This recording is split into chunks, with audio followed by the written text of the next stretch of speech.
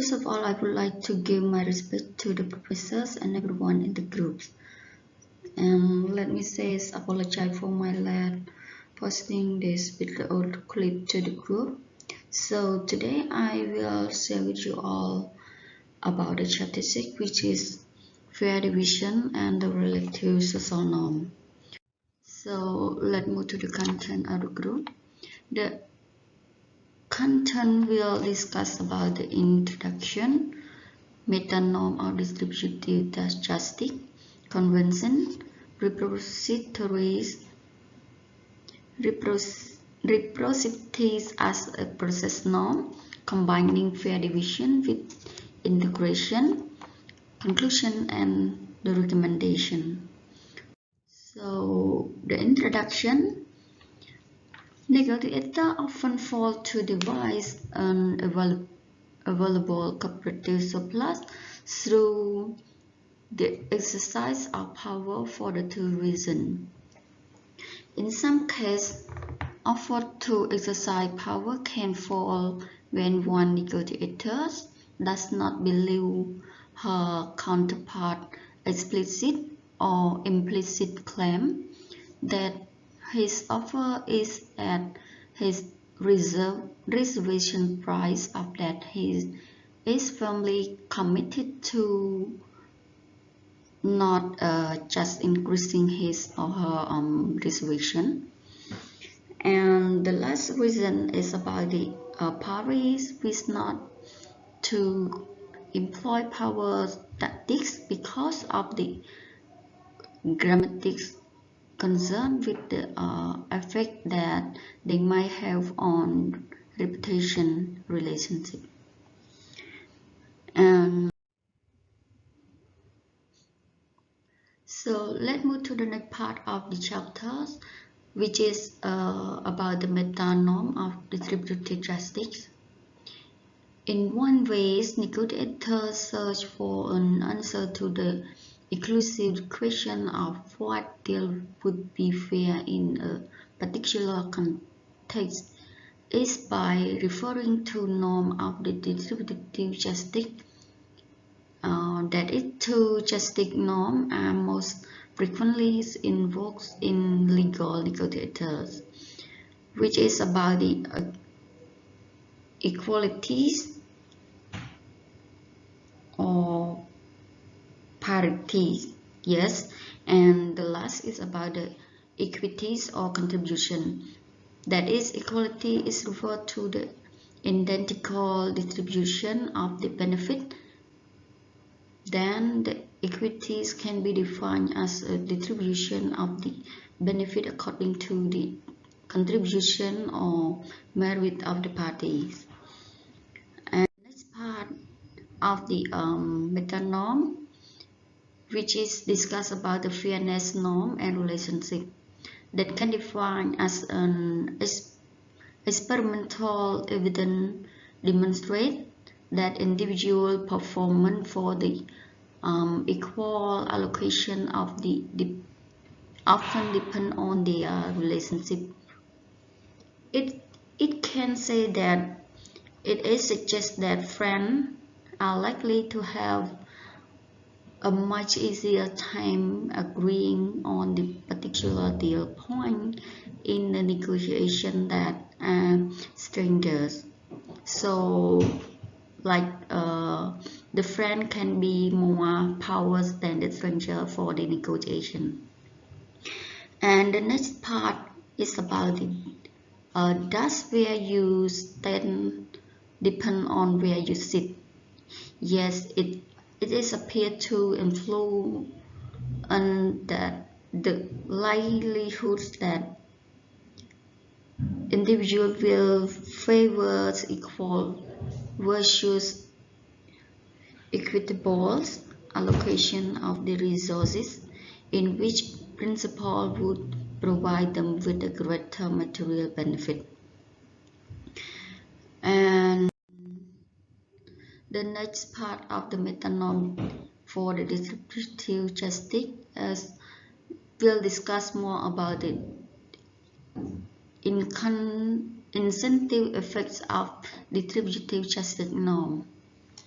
that when the party are negotiating to establish an ongoing cooperative relationship, the choice of a justice norm might affect the offer that the parties subsequently provides and thus the value of the cooperative relationship.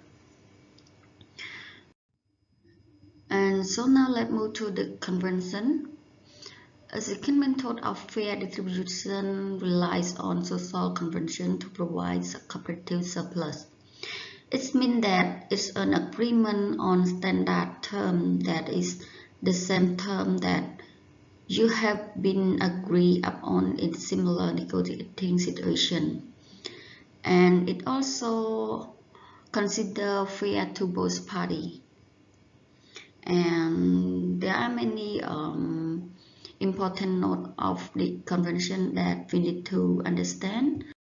Now let's move to the first important note that will discuss about the relevance of the market price, which is negotiators often contend that the market price of the subjects of the negotiation should be the basis for the agreement. And there are two different reasons, and it is useful to understanding the negotiation process to recognize the difference. And the first one is about action, that the market price can be a natural point of the agreement because it is simultaneously the reservation price of both parties. And the last about the not action, when buyers and seller are locked into the bilateral monopoly situation, referencing the market price serves another purpose entirely. So that is the difference between the action and non-action. And the second important note is about the local point. The market price of an item or the price charged in another different transaction that seem appropriate appealing their point because both parties are likely to think that they did not bend to the other party will or use of power tactic.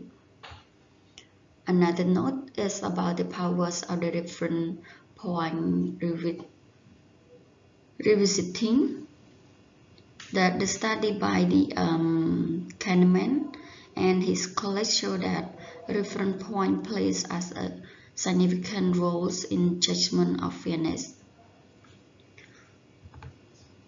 And next is about the as appeals to objective criteria really objective.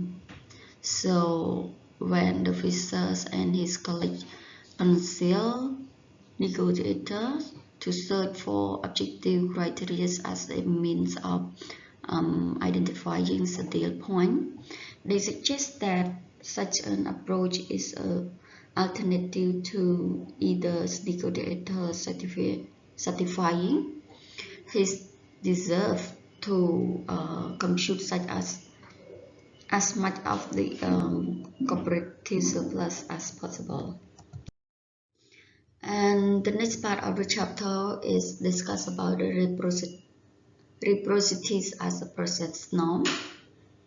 And we can define it when people imagine a negotiation. They often conjure up vision of the offers and counter offers flying back and forth like a ping pong ball across the table. So the price and the we can say middle price will be passed like a ping pong balls. which is the buyers make a lower offer, the seller responds with a higher demand. The buyer raises his offer, the seller in turn lowers his demand, and so forth until the position of the parties converge. And yes, in the reciprocities as a process norm, we also have many important points as the last part. Yes, the second part.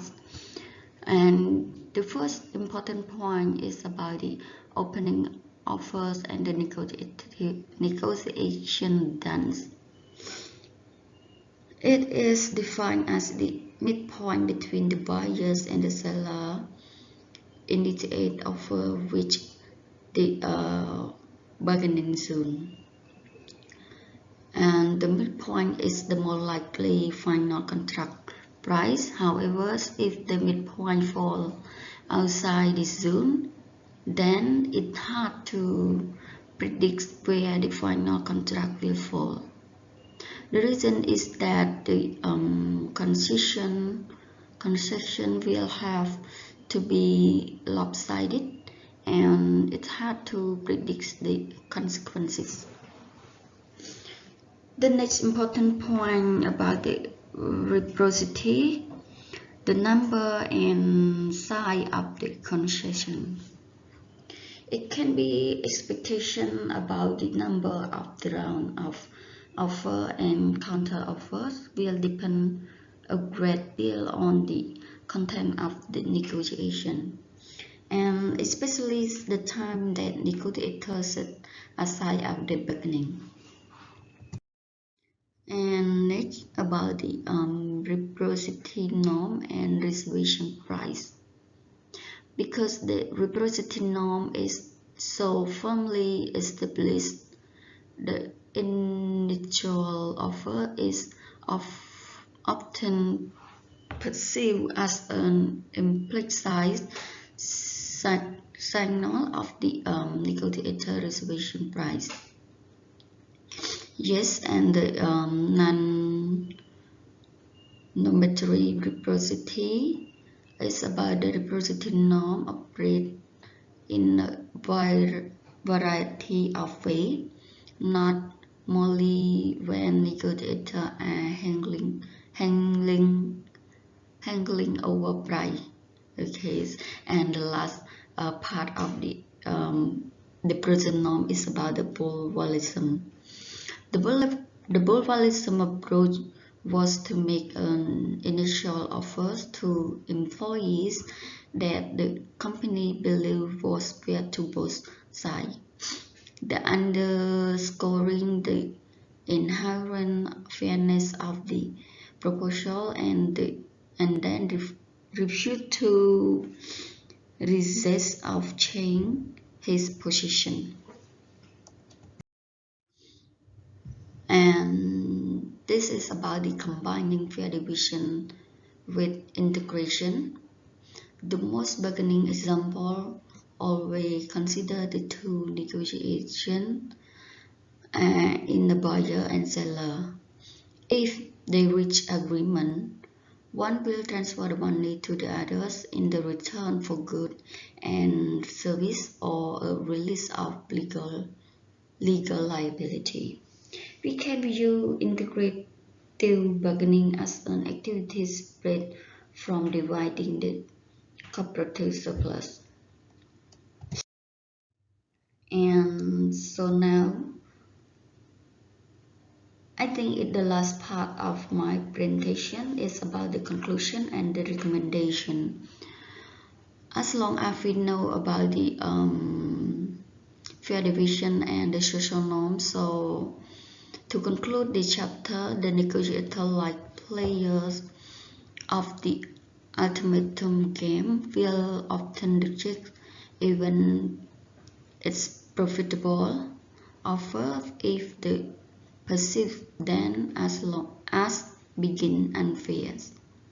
So consequently, concluding an agreement often requires negotiators not only the belief that deal point lies within the bargaining zone, and therefore in mutually beneficial, but also the division of the cooperative surplus is a fair one. Thank you for your listen to this video clip, and also thank you for your consideration my presentation.